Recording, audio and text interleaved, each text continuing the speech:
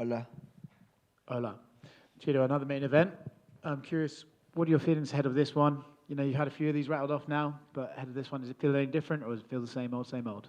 It's just another day at the office, another fight, a different man in front of me, and I'm ready to go. And I put a lot of time in this preparation, and Saturday will come, and I'm ready to fuck shit up. It's funny to think about Corey, about his movement, because you just fought Dominic Cruz, the guy who everyone says has the sort of wackiest movement in the division. When you look at Corey, do you think his movement in and out and his combinations are something you have to worry about, or do you think he's actually more of a sort of an orthodox fighter than Cruz was? Just the fact that it's a guy that is preparing himself to beat me up, I gotta be worried about it. And I wake up every morning thinking, there's a lot of job to get done. So it doesn't really matter who's in front of me. I focus on just get better, and I've been showing that fight to fight. Yeah. What are the stakes for this fight, right? Because obviously Henry Cejudo's jumped in. We'll talk about him in a second. Sean O'Malley's kind of around there, but you're putting on this crazy streak yourself. A win over Corey is a big deal. Do you think with this one you can jump over everyone else, or what does a win do for you here? Well, the way that the rankings are done, it's really hard to predict things. You got O'Malley number one after he beat Young. Now you got Merab number one after beat Young. So Young wasn't number one in his last fight, and you beat the guy and you go to number one. So it really doesn't fucking matter. You can be number 10 and fight for the title. It's whatever the fuck the UFC want to do at this point. So I'm okay with that because I'm putting in work. I'm winning the way they want wins. So, and then the fans are cheering for me. There's a reason this is in front in an arena. There's a reason I'm fighting 3 main events in a row. So I'm just keep making money. And, eventually the bell will come to me because, the harder you chase things, they might go away from you. I'm just going with the flow. I know I'm working hard, so I'm not worried about anything. What do you feel about Henry Cejudo jumping back from retirement, going straight into a title shot? He's broke. You think so? What's the point to come back when you're retired on top? You come back because, either you need attention and you miss that thing, or you need money. You don't think Henry maybe missed a bit of attention? Well, it could be. Yeah, he's a little guy. They need attention. Do you have any sort of feeling towards the UFC at all for booking him in a title shot right away? No, at all.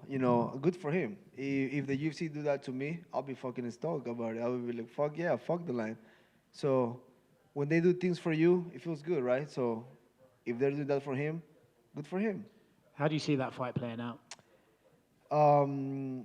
If you see it from the outside, Cejudo definitely got better striking. He got a better base, move well in the feet.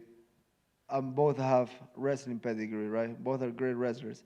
If Cejudo can stay in the stand-up and piece him up, you can see him losing the way he lose in the past, like Brian Caraway or guys like Asunsaro, that they just, stop the takedown and let him know, I'm here to fight. Cejudo can definitely do that, but also he's been away for a long time. Who knows how he come back? Is he healthy? He's gonna make the weight properly. So there's a lot of things that matters. He's already talking about moving up. That's already probably building an excuse in the back of his head. Things are going his way. The weight cut is too hard, whatever. Who knows? I don't give a fuck, really. I saw a quote from you earlier today that you're not even planning an after party, right? All your focus is on this fight and this man in front of you. I have zero plans before I fight on Saturday night. There's no a meal I'm thinking about it. There's no a drink I'm thinking about it. There's nothing I want to get after the fight. My life, it's pretty much stop until the moment before the fight. Then going in there, basically fighting for my life, for my future, for my family, and then we'll figure it out later.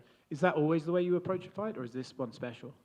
Yeah, I feel like when people start looking past things and they start looking like this is what I want after, this is what I want to fight, fuck, you can predict fighting, you know what I'm saying? Like even if you get to the Mystic Mag level and you predict maybe 3 times, you can predict it forever. So fighting is gnarly. So I fucking take it seriously because you can get too ahead of the fight.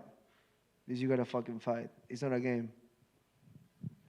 Chito, everyone in your position is usually thinking ahead and always trying to make a case for being the next guy at the belt. You choose a different route. Why is that? Is it just that, just not to spend any energy? Is it because the sport is unpredictable?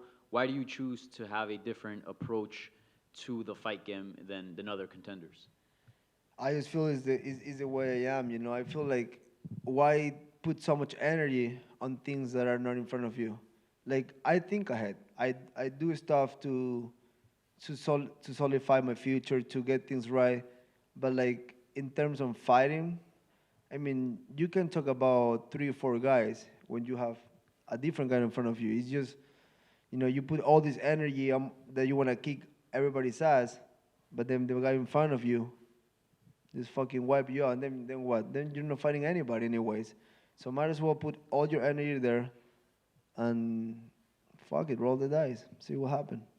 Yeah, for sure. And Marab recently fought, and a lot of people after the fight were going crazy over his cardio, saying he's got the best cardio, in the division. You obviously, I think, have a claim to that. We've rarely seen you tired. You go 5 rounds, no problem. Do you feel like you have a sort of a stake in that claim? Not at all. That's the best example of a guy like me. Everybody's giving him props of you got the best cardio, the best pressure. Everybody's like really excited about it. Then anybody can go check my social media. I can give two fucks about that. Like I'm not trying to claim anything. I'm not trying to get clout or like I don't I don't call attention for myself. That just comes along. Why? Fuck, I might be cool. It just come to me. The moment that you are chasing it and asking for it, it just keep getting away from you. Yeah. And I know that you are focused on the present, but the goal, might be a very simple and dumb question, but the goal is the belt, right? Like you want to be champion. That's everything. That's everything to me. And get the belt, bring it back to Ecuador, and eventually one day defend my belt in Ecuador.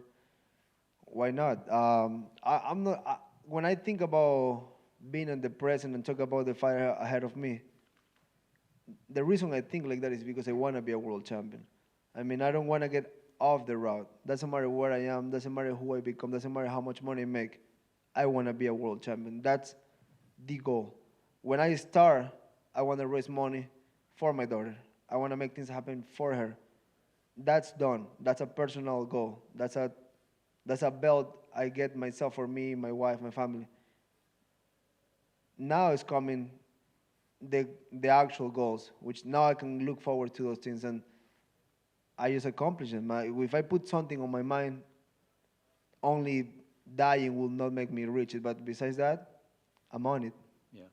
And something is happening really beautiful in the Hispanic scene. We saw Brandon Moreno become undisputed champion. We saw Yair Rodríguez become interim champion. Those are guys that you were with in the developmental deal back in Jackson's, back when you guys were just kids.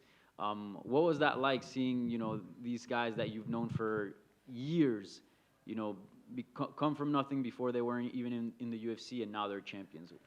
It's a huge motivation. I think Brandon got the belt right before my David Grant fight, and for the first time, and I was, it just make me happy to see like it's reachable. Guys like I know get there. Now Yair, that I know him a little more. I was a little closer to him.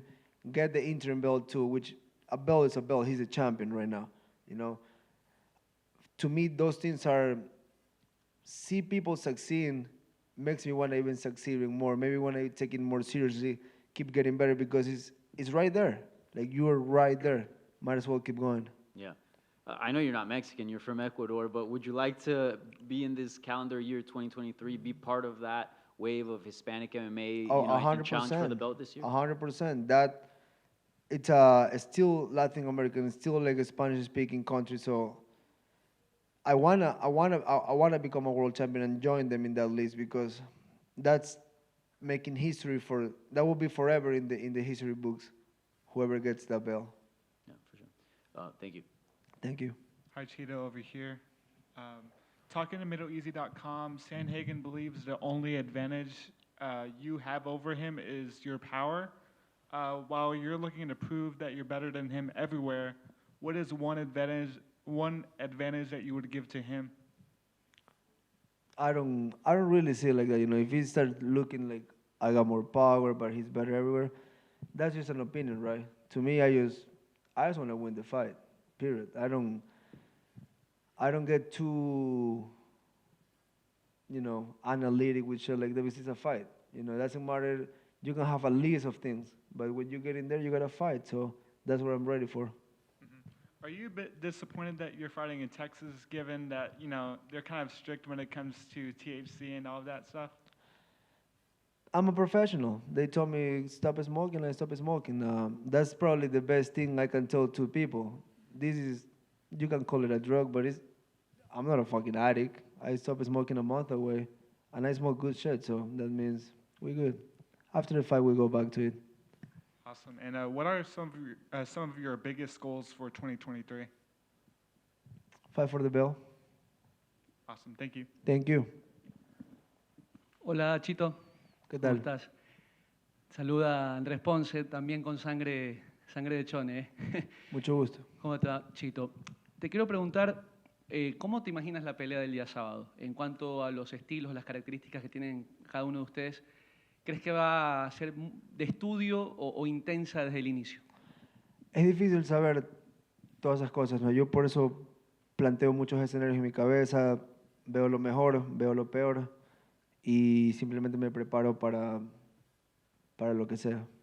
¿Has tenido una preparación distinta, especial para esta pelea? Igual que siempre, mucha disciplina, muchas horas de trabajo, mucha repetición y no tirar la toalla. ¿Te gusta que te cataloguen como un striker? O sea, que te vean así. Realmente no me da igual cómo lo vean, ¿no? Lo único que me gusta, que la gente sepa es que con trabajo fuerte todo se logra. Y por último, Chito, justamente para la gente, ¿qué sientes desde lo emotivo que cada pelea tuya en Ecuador sea vista por todo mundo, que casi que sea un partido de Ecuador en el Mundial, que la gente realmente te mande tanta buena vibra, buenos mensajes y que este sábado van a estar pendientes de ti? No sé si les quieras mandar un mensajito. Es algo increíble para mí, yo realmente el apoyo lo siento, la apreciación del público es algo que me motiva a seguir adelante, que me motiva a hacerle saber a la gente que con trabajo se puede, con constancia se puede y que el sí se puede es un hecho. Si tú pones todo de ti en tu corazón y a la gente que me apoya, pues el amor es también de vuelta para ellos porque lo aprecio mucho. Marlon, you guys, you were set to fight in Vegas about 4 to 5 weeks ago. Obviously, you moved here. Did that interrupt any training or anything, or? I was ready to go. I wasn't really needing extra time. I was, craving to get in there and do my job. But, the UFC call, they were needing a main event for this night. So we arranged a couple of things and we figured it out and we signed new papers. But I was ready to go. I did ask if there's a chance we can keep it like this, don't move it. But, if you want to get cheese, you gotta sometimes let a little things go, but it is what it is. Do you have thoughts on headlining in San Antonio this weekend? Just fighting in Texas, thoughts in general? Say that again, please. Just do you have thoughts on on being the main event here in San Antonio? I know you wanted to keep it the same way, but since we are here in San Antonio now, do you have any kind of thoughts on that?